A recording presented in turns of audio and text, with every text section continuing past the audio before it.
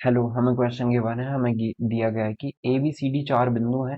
तो सिद्ध करें कि vector A B, vector C D, vector B से वेक्टर ए डी का डॉट प्रोडक्ट वेक्टर सी और वेक्टर बी डी का डॉट प्रोडक्ट जीरो के इक्वल।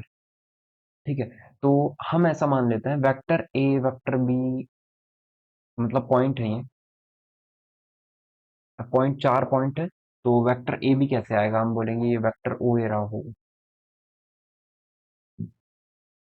ठीक है, तो इसे मैं वेक्टर ए से ही रिप्रेजेंट कर रहा हूँ, या ए पॉइंट पे जो वेक्टर बनने वाला है उसे हम मान लेते हैं कि वो ओरिजिन है। एक पॉइंट हमारा क्या हुआ है? ओरिजिन है। आप किसी को मान सकते हो, एबीसीडी, हमने ए को मान लिया। इससे सॉल्व करना आसान हो जाएगा। ठीक है, तो हम एक को ओरिजिन मान लेते हैं, तो ये जीरो हो जाएगा। ठीक है, और वेक्टर बी को हम बी पॉइंट के लिए वेक्टर बी से, स्मॉल बी से, वेक्टर सी को स्मॉल सी से, और वेक्टर डी को स्मॉल डी से रिप्रेजेंट कर देते हैं। मतलब यदि हम पोजीशन वेक्टर निकाल रहे हैं उनके, ठीक है, तब तो ये हो जाएगा ना, वेक्टर बन जाएगा, और ओ के बीच में जीरो ही आ जाएगा।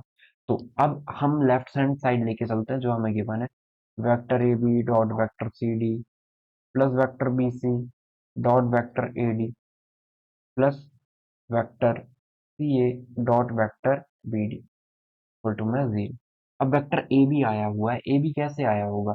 बी माइनस ए करके। ठीक है, तो वेक्टर बी माइनस जीरो कितना आ जाएगा? वेक्टर बी ही आ जाएगा, जीरो वेक्टर बोल सकते हैं इसे।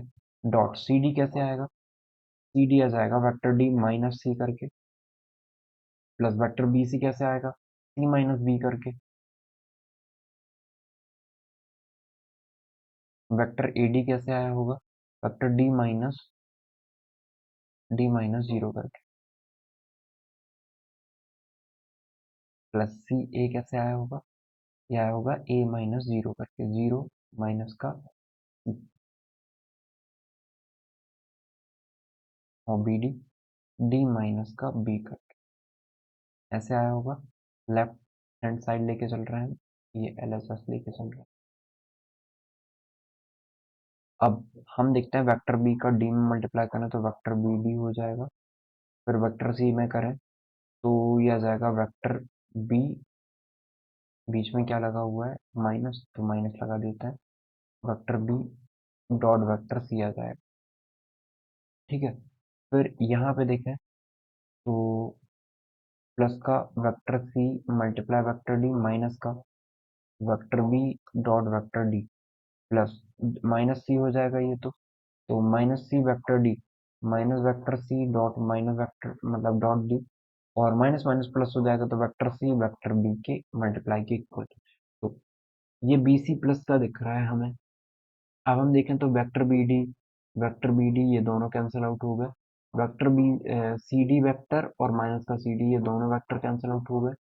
ठीक है, तो अब हम देखें यहाँ पे C D vector C B vector बचा हुआ है, और ये माइनस माइनस प्लस हो गया है,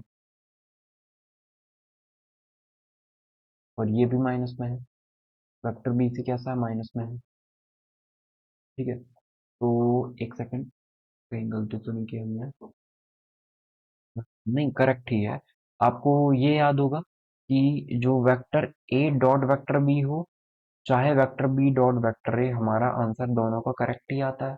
तो क्या हम बोल सकते हैं कि minus vector B dot vector C है, और plus vector C dot B को हम वेक्टर बी डॉट सी लिख सकते हैं? ये दोनों भी प्लस माइनस हैं, तो कैंसिल आउट होके क्या आ जाएगा? जीरो।